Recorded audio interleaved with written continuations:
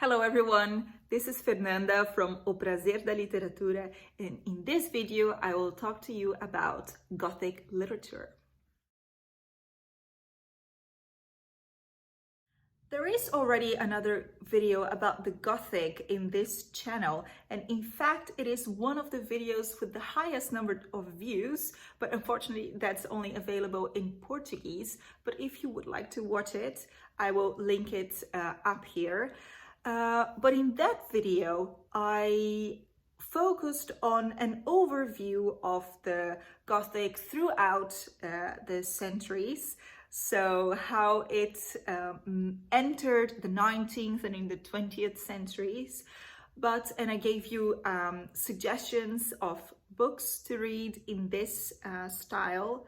But in this video today, I would like to give you an introduction to the literary genre Gothic since its beginnings and how it began in the late 18th century. So when we talk about Gothic, we have to think about the word. It was first used, the word Gothic was first used in the Renaissance to refer back to a medieval type of architecture. In fact, the Renaissance artist and architect, the Italian Giorgio Vasari, used this verb barbarian and Gothic to refer back to this architecture from the late medieval period up to the 15th century. So that type of architecture with stained glass windows and pointed arches, ogival arches, and those enormous vaults. So if you're thinking about the Notre Dame de Paris, you are right. Notre Dame de Paris is one of the finest examples of the French Gothic.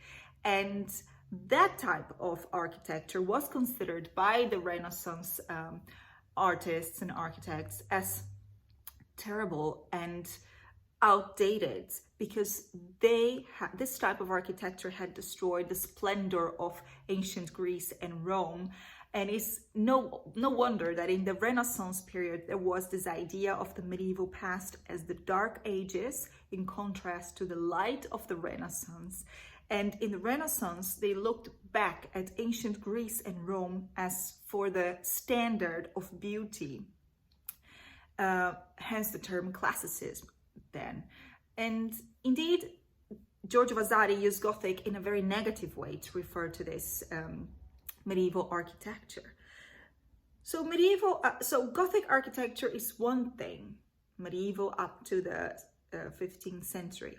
But when we talk about Gothic literature, it's something completely different. We are now in the second half of the 18th century. In fact, the first book that is considered the first Gothic text in English literature dates back to 1864, and it is the classic The Castle of Otranto by Horace Walpole. And Walpole's text had a subtitle that read A Gothic Story. But in the 18th century, the word Gothic had a very broad sense.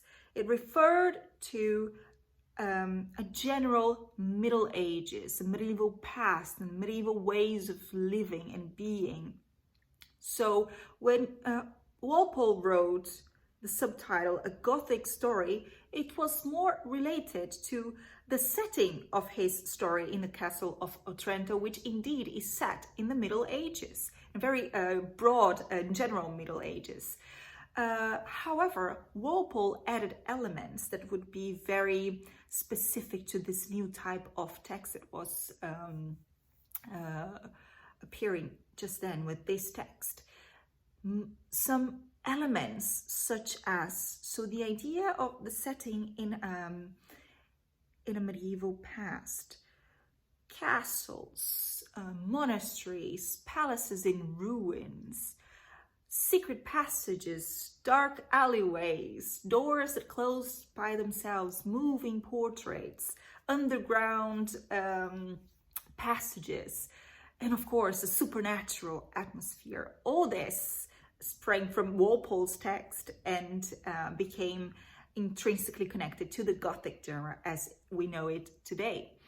So Walpole published The Castle of Otranto in 1764, but the Gothic reached its zenith at the end of the century, more specifically in the decade of the 1790s, with the writer Anne Radcliffe, who took the Gothic into her own arms and produced her own particular type of Gothic. In the 1790s, she published her most famous books. So, for instance, in 1790, she published A Sicilian Romance. In 1791, The Romance of the Forest. 1794, the famous The Mysteries of Udolpho. And you may have heard about The Mysteries of Udolpho if you're a Jane Austen fan, because Jane Austen's protagonist, Catherine Morland, in the Northanger Abbey, reads The Mysteries of Udolpho. And Northanger Abbey is, in fact, a parody of the Gothic style, which is quite interesting. So this was The Mysteries of Udolpho was published in 1794. All these books were extremely popular, and no wonder Anne Radcliffe became the highest paid professional writer of the 1790s. But her type of Gothic was different than Walpole. In fact, all the supernatural elements and atmosphere that are part of the Radcliffean Gothic is explained at the end by a rational explanation. So in fact, it was not supernatural at all. So here we see two different types of Gothic appearing, let's say. So on the one hand, the Gothic that has this supernatural atmosphere, but at the end is explained rationally.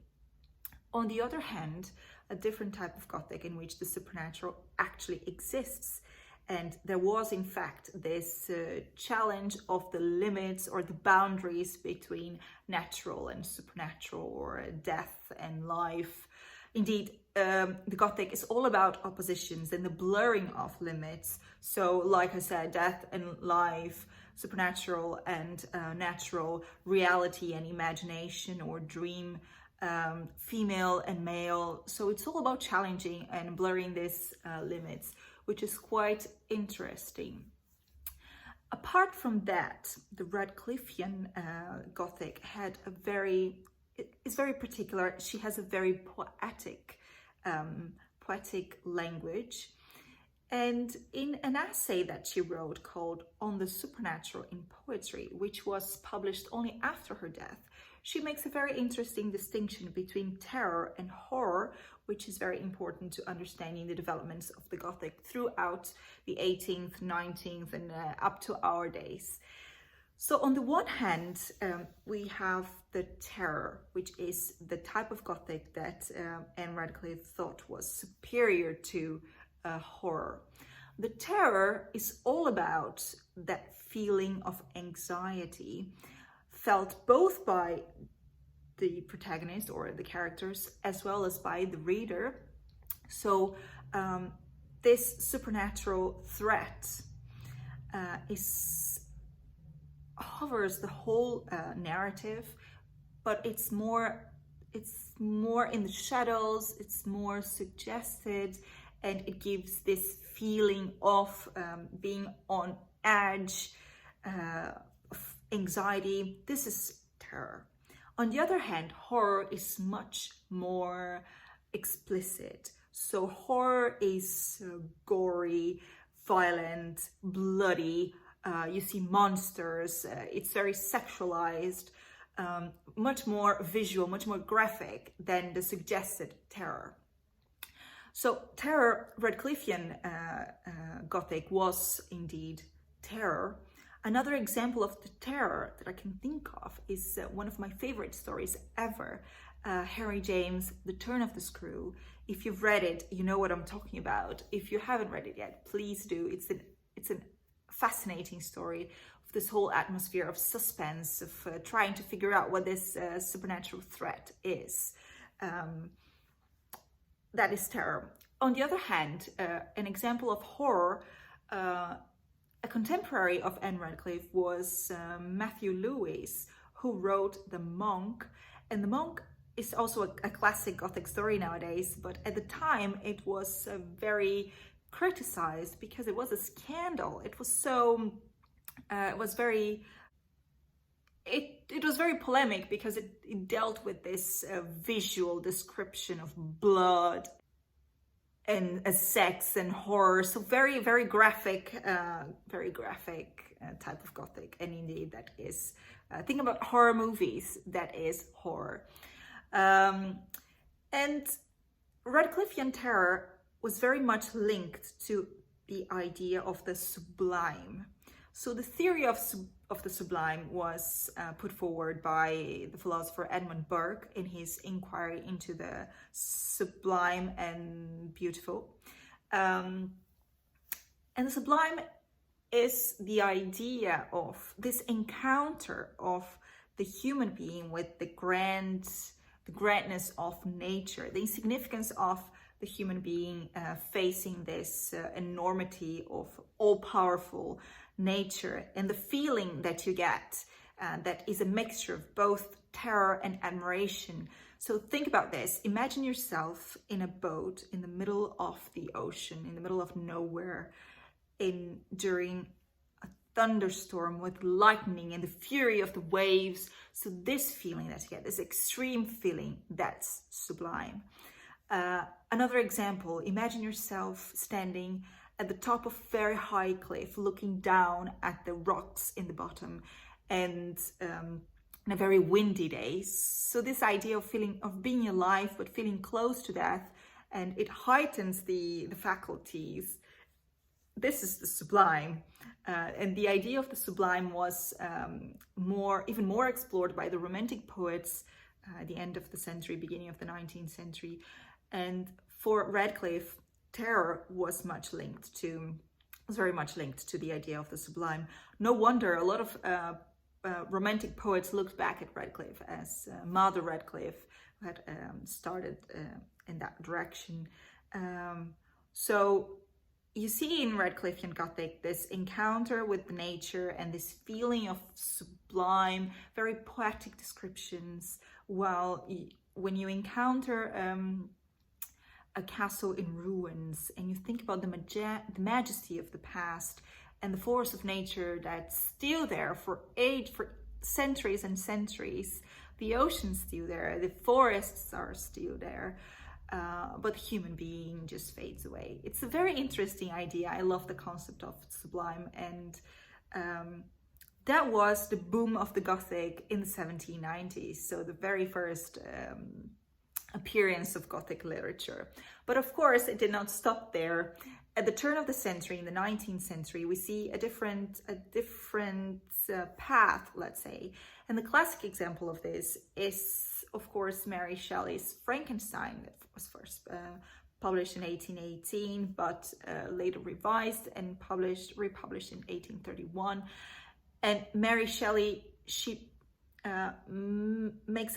combines this idea of the supernatural with the contemporary scientific and technological advancements. So Victor Frankenstein creates a supernatural creature, but that is based on scientific and technological knowledge that belonged to that period of the beginning of the 19th century.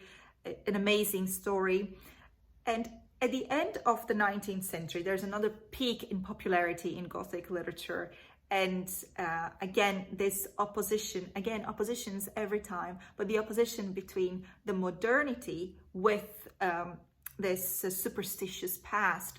A great example is, of course, Dracula from 1897 by the Irish Bram Stoker. So in Dracula, Count Dracula comes from Eastern Europe with all this superstition, archaic past and power, aristocratic power, and haunt and threats contemporary and modern London.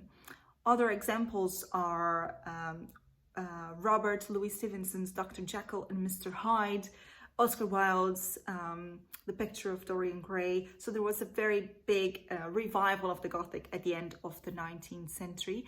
And the Gothic has entered the 20th and the 21st centuries. So I can think of authors such as Anne Rice, Stephen King, who are still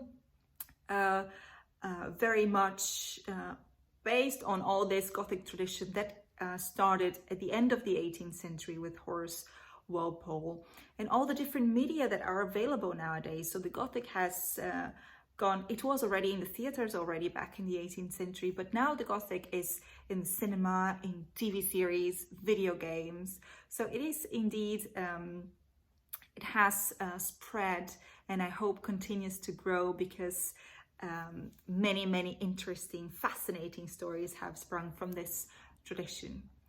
So here we are. I hope you have enjoyed to know more about the this introduction to Gothic literature, how it started, and the name that was given to it, and how it's developed throughout the centuries.